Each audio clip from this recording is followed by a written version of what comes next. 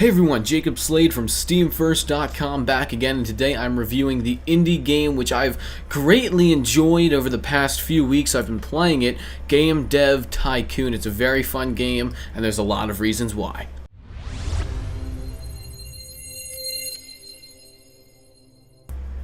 When I first started playing Dev Tycoon, I actually was not in love with this game. It was a very slow start, and that was one of the biggest issues I found with the game. However, after that slow start, as the game continuously picked up speed and got a lot more exciting, I realized that Dev Tycoon is a great game. So don't let it offset you by the fact that the first hour or so is actually quite boring. And that is a major flaw with the game, don't get me wrong. But if you keep playing, and you can brave through the first hour, then you're actually going to have a very good time playing Dev Tycoon. And there's several reasons why that is. The first reason that I really fell in love with this game is that it's one of those games that embraces your creativity. Other games that do this, an example would be Zoo Tycoon, pretty much every Tycoon game really that you can think of. A lot of these Tycoon games embrace your creativity and let you do things that just let you run wild with your imagination, essentially. And not a lot of games do that. Tycoon games seem to be really the only type of games that do allow you to do that, aside from the occasional strategy games such as Tropico or the Civilization series to an extent, but mainly Tycoon games allow you to really get creative and do what you want. And Game Dev does a spectacular job of that. It's very fun to name your games, to customize how good certain parts of your game will be and how much focus on certain areas of your game you will make. And you get to hire different people, you get to create marketing campaigns, you get to build your own console later in the game. It gives you a lot of freedom to do what you want and customize a lot, and it really lets you be creative. The game does not take control of you. You take control of the game, and that's what I really love. Now, it also has a very charming graphics and soundtrack. At first, I was not a huge fan of the graphics, but it was another thing about this game that grew on me over time. They are charming, they're very simple, but this game in general is very simple, but it's also a very relaxing game. And it's also a good thing that's very simple, because its simplicity makes it very approachable. There is the occasional Tycoon game where you're excited to play it, but unfortunately the game is a bit too complex. And that ruins the experience. We all have had that happen to us playing some kind of game that we are looking forward to, and it's just too complex. Dev Tycoon does not have that issue, not even close. In fact, at times it's a little too simple, but I'll get into that later.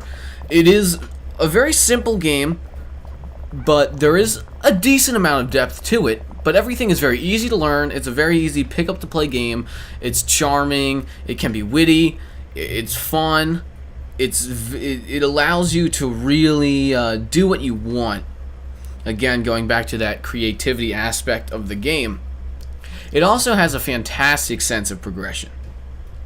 A lot of games get stale after 4 or 5 hours because you feel like you've done everything. Sure, there's levels left in the game, but you feel like you've done everything already. I've already done this. It's just slightly harder in this level.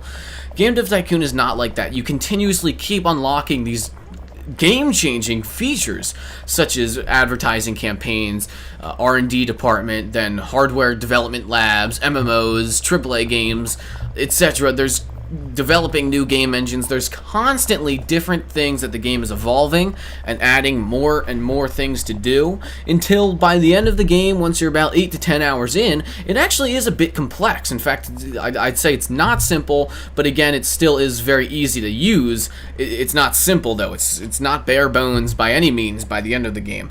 Again, the game has a very slow start. That's what I feel is really going to be the hump for a lot of people who want to play this game. Can you deal with the slow start of the game? Because the first hour, maybe even the first 2 hours for some of you, you'll find there's just not a lot of stuff to do. You're just making these crappy games that get like 4 out of 10s, slowly building up your soon-to-be game development empire, but it's not quite there yet. You start off in your garage as a one-man development team, and things are as slow as you'd expect it to be. In fact, the game's just flat out not fun at all for the first hour. But it does pick up, and eventually it gets to be fast-paced. It gets to be very entertaining. There's tons of different things you can do. There's tons of different ways you can develop your games. There's just so many things to do. It never gets old. In fact, it's also very addicting. It's so fun to just pump out game after game and make millions of dollars. It's what we've all dreamed of but can't actually do. So it is very, very fun. There are some things I did not like about the game, but they didn't detract greatly from the experience. Overall, I think Dev Tycoon is a very good game. However, it does have its flaws. First of all, it completely neglects the perks of mobile game development.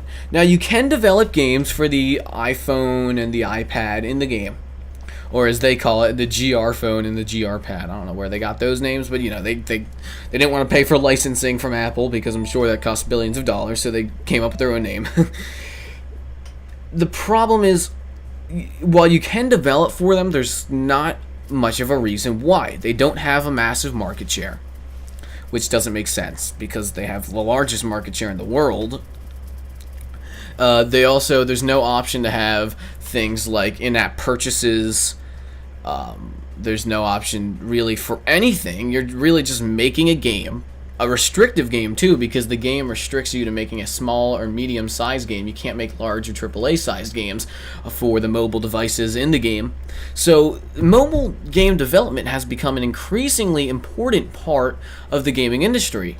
Yet, this game seems to completely neglect that. And that's what probably that and the fact that the beginning of the game is very slow. Definitely the biggest issues. Now, there is another tiny little issue that I had, which was there are very, very little ways to advertise your game. It's not that big of a deal, especially considering how many things there are to do in this game.